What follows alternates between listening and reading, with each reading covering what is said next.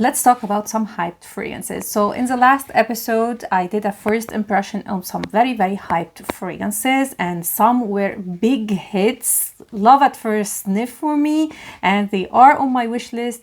And some were a big disappointment. Actually, the most hyped ones were the most disappointing ones.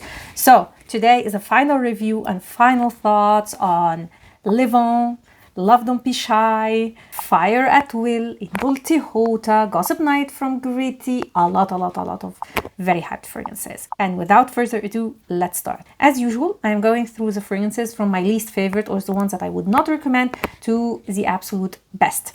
Let's start with a fragrance that I can't really put in a position, because it's a fragrance that is like a chameleon. It changes constantly on my skin.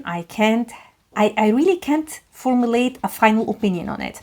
And I'm talking about Santal Basmati from Affinescence. I had high hopes for this fragrance because I imagined it to be like the sticky rice with some sandalwood, and it's the skin scent, and it's nothing like I imagined. And even if I exclude my expectations, it's not a fragrance that is really worth the hype. So you have here notes of sandalwood and rice and iris, cashmere and some patchouli. And it is a little bit earthy. This is what I don't like about it. And it is what is consistent in this fragrance. This earthiness that you get from the patchouli and a little bit also from the iris note. For me, iris has this sharp earthy tone to it.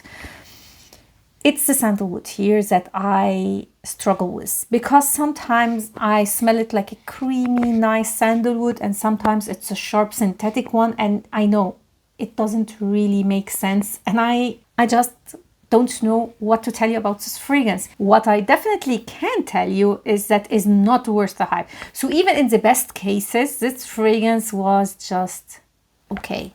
Nothing special about it.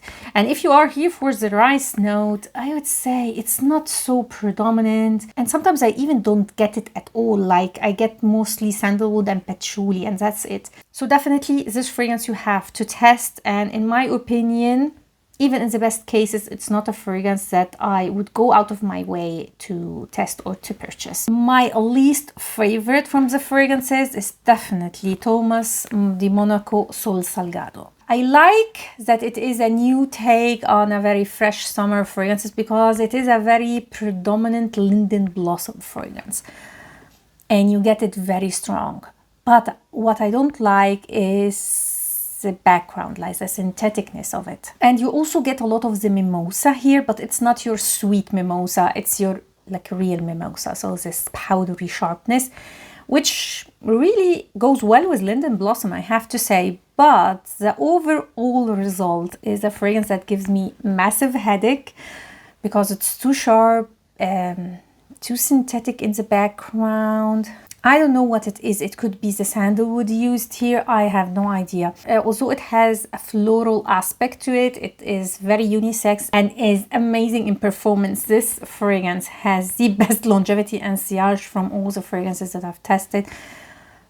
It's very strong, very strong fragrance, but it's not one that I enjoy. I'm not saying that it is a bad fragrance by say. If you can tolerate this sharpness in it and you love linden blossom or mimosa, you will love this fragrance. But because of the sharpness that is here, and I'm very sensitive about that, I have to admit, I will give it personally 5 out of 10. Let's move on to the next one. Oh my God, that fragrance is so hyped. The whole brand is massively overhyped in my opinion. It's Dahab from Kajal. Now, I've tested before Lamar. I have to say this is better than Lamar. But since then, because this is the second time for me to actually film this video, I actually filmed it last year, but then I lost the video somehow. I don't know how this constantly happens to me, but it happened. And since then, I went to Xerjoff in Milano, and I had the chance to test a lot of the fragrances from Kajal, even the new Ruby one. What I can tell you is that mostly the very famous hyped fragrances from the brand have the same base. So you have this synthetic, fruity, almost pineapple note. Even in the fragrances where there is no pineapple, I get almost an undertone of pineapple and a very synthetic musk. Here it has passion fruit, reminds me a lot of Erba Pura, and I'm kind of sick of that DNA. I was never a fan of Erba Pura, by the way, so not a surprise. And I honestly don't get the hype behind these fragrances. I just can't understand it. So this fragrance for me gets a 6 out of 10. Yeah, that is the maximum that I would give to Dahab. These fragrances do not smell expensive, by the way. They smell unique because there are no designer fragrances that smell like it. But like when I smell these kind of fragrances on someone, I don't know why, I feel like they are wearing a very cheap fragrance. I have to say that it is a beast in longevity and sillage. Very, very strong in projection and very, very long lasting. And it is a fragrance, although very fruity, that I would consider as a unisex fragrance. If you didn't hate me because of Dahab, you will definitely hate me because of the next one. The next one is a Tiziana Terenzi fragrance, and it is Tabit. Very, very hyped. Oh my god. Actually, I changed my mind. This is worse than Dahab. I would put Dahab before this one. It's another synthetic fruity fragrance in the same DNA of Dahab, Erba Pura, these fragrances. I would say the only difference is it's not as sweet and the musk is totally different. Still extremely synthetic. This is the one that you would love if you love Kirke, also from the same brand. Here it's peach and it's almost like a candy peach. What I don't like it's not the peachy note, but the musk used here. It's again a powerhouse. It's extremely loud, very projecting, very long lasting. My issue also with these fragrances is the price tag. Like these synthetic notes and creating these fragrances, I doubt cost so much. And especially Tiziana Terenzi is the biggest one when it comes to overcharging. Like I don't know how these fragrances are sold at that price tag at all. So again, if you love Kirke, you loved Erba Pura, but you want a little bit more of a peachy undertone to this fruitiness, yeah, Tabit is for you. Next, we have another hyped fragrance from Clemence, and it is Gozo. Gozo is a weird fragrance. This is how I can put it. It's not bad, it's just weird. It's a tuberose dominant fragrance, but the tuberose here is so unique and weird at the same time. Like the weirdest tuberose fragrance I've ever smelled. So it has this almost bubblegummy tuberose, but also a lot of ambroxan and earthiness, and the whole experience gives me like synthetic plastic tuberose. Don't ask me why. This is the image that this fragrance gives me. Smelling it, I almost said it has osmanthus, and it doesn't have in the notes, but I smell almost like something apricot-ish, like a little bit of osmanthus here. This is why I say it's osmanthus and not apricot. It has slightly soapy undertone, but it's not a soapy fragrance. It's just a weird scent, and I don't get the hype. It's definitely not a safe blind buy, but it is unique. So I will give it a 7 out of 10. Next will be Love Don't Be Shy. Like, who am I? Yes, it took me so long to test that fragrance. Maybe because it was overhyped for a while, so I did not like it. And also it's an orange blossom fragrance, and I knew that I don't like orange blossom. Maybe that is why. Anyway, Love Don't Be Shy, I have to say I expected worse. And it's not a bad fragrance. Actually, it's a beautiful scent. It's this sugary, sweet vanilla and orange blossom fragrance. What I like about it is that you don't get the sharp edge that I usually get from orange blossom. Here you get just the sweetness of it. And mixed with the vanilla, it's beautiful. It's very feminine, but quite sweet. So you have to like sweet fragrances. I wouldn't go far as to say that it is a true gourmand fragrance, like a, orange blossom syrup. No, it doesn't exactly smell like that. It's more complex, it's more perfumey, but it has a gourmandish touch. I really like it. Definitely overhyped in my opinion. I feel like this one and Delina in particular were so hyped because it was a DNA or like a scent profile that was not really available on the market. So they started the trend, let's say, and it's not the best now. It may have been the best years ago, but now not so much. And definitely Rihanna helped a lot with the hype with this fragrance. Overall, I would actually give this fragrance an 8.85 out of 10 as a scent profile. What I don't like about it is the price tag. Now, don't get me wrong, I love Kilian, but the price tag is just outrageous. I just saw the price tag on new Angel Share Paradis. I was shocked. I wanted to buy a sample from a local perfumery. You know how much they charge for a sample of Angel Share Paradis? 32 euros. Like, are you kidding me? For a 2 ml? Anyway, sorry for going off topic, but this is not worth the price tag because it's not as unique anymore, and also because the longevity and sillage is not the best. I know they reformulated the fragrance, so I am talking about the formulations that we have currently.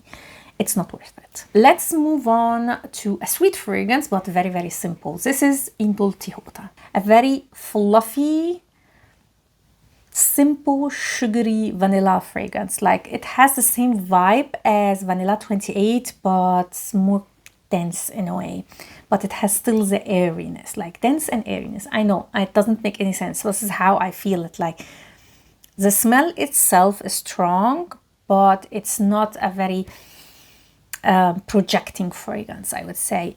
Great for layering, and I actually really like it. I have Vanilla 28 and I like it, so not a surprise that I also like this fragrance. Nothing wrong about it. I actually enjoyed it, but I am not liking the price tag. So as a scent profile, this gets 9 out of 10 for me. With the price tag of Indult Tihota, I will give it a 7. Speaking about overpriced brands and fragrances, the next one is definitely another Gritti one. Gritti. I know, everyone loves this brand. They have actually some very, very nice fragrances, but they don't deserve that amount of money. Just my opinion. Anyway, this is not an exception. I'm talking about Gossip Night. It's almost like my favorite, I would say, from Gritti. It's this candy peach with whipped cream. It smells delicious. It smells beautiful. It has a little bit of a musky undertone, just a hint that doesn't make it overpowering too candy-like, which I really appreciate. Also, the effect of the whipped cream. I don't know if there is whipped cream in the notes. I don't remember the notes, but I am getting whipped cream here, like vanilla whipped cream. It's so beautiful. Like, this is a fragrance that I actually enjoyed a lot, but I would never pay that amount of money. I objectively will give it an 8.5 out of 10 as a scent profile. Given the price tag, it's maybe a 7. Like, yeah, I like it, I enjoy it, but I have also to mention that I'm not like the biggest fan of this kind of scent profile. Like, I'm definitely warming up to it, but still it's not my favorite scent profile, so maybe I'm biased.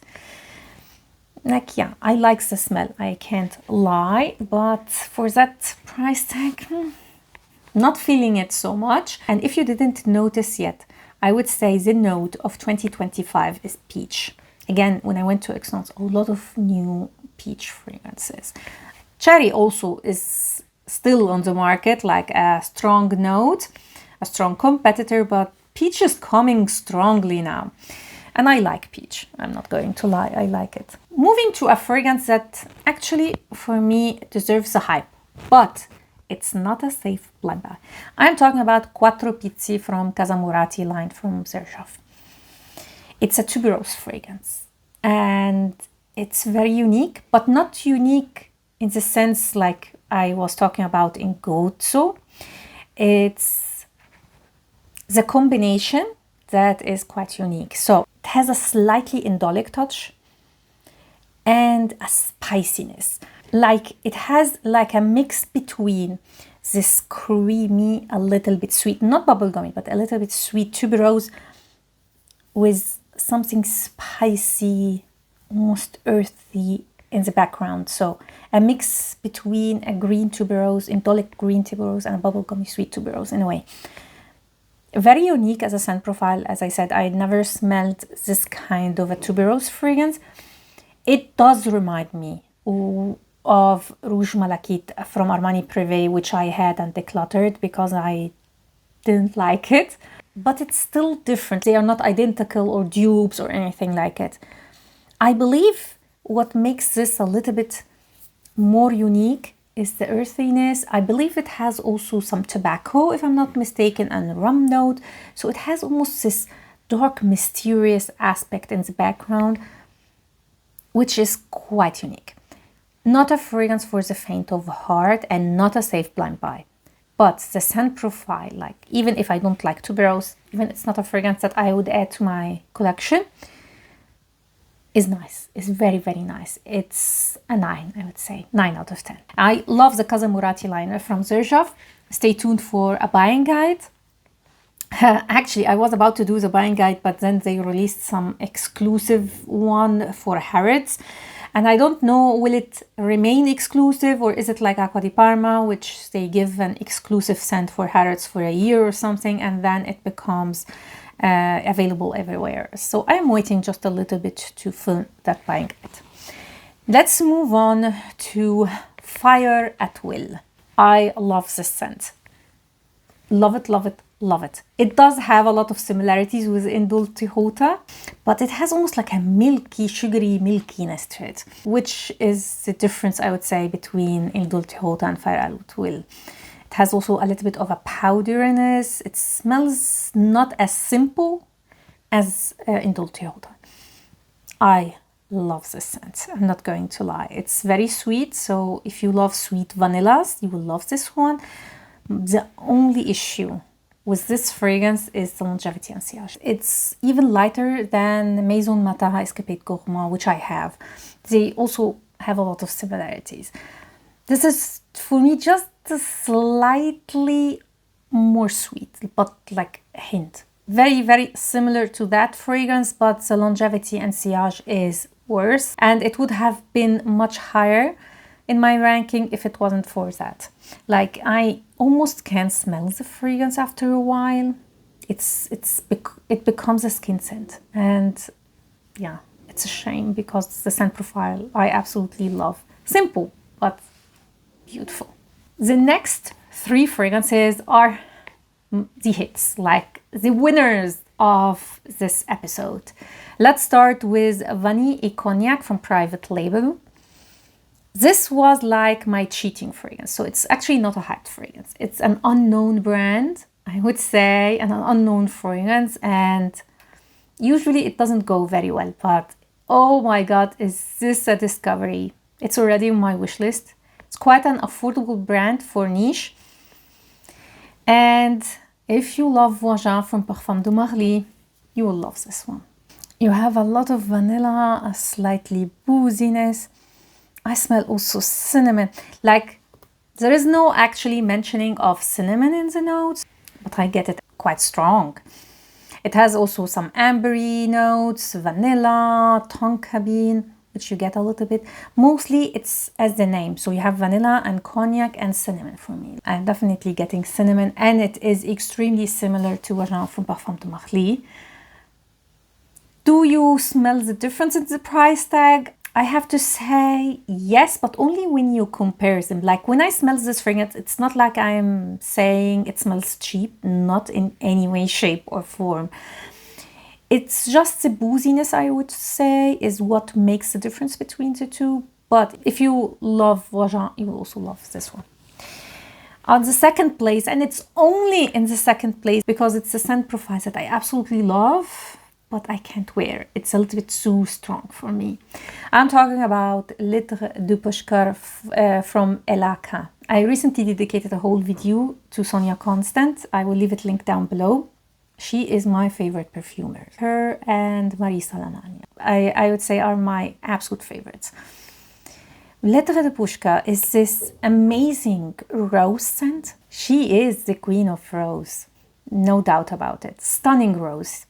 It's this dense, deep, woody rose. Has a little bit of a spiciness. It's, for me, the color of this brick red, I think it's called, like this red with like a little bit of a brown undertones. This is how this fragrance smells. Stunning composition. It has also saffron. You get a lot of this, more of this woody spiciness in the opening.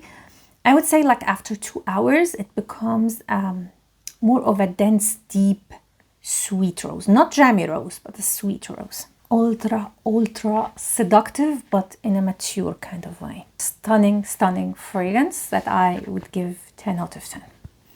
If you love these kind of rose scents, you love this one. Has amazing performance.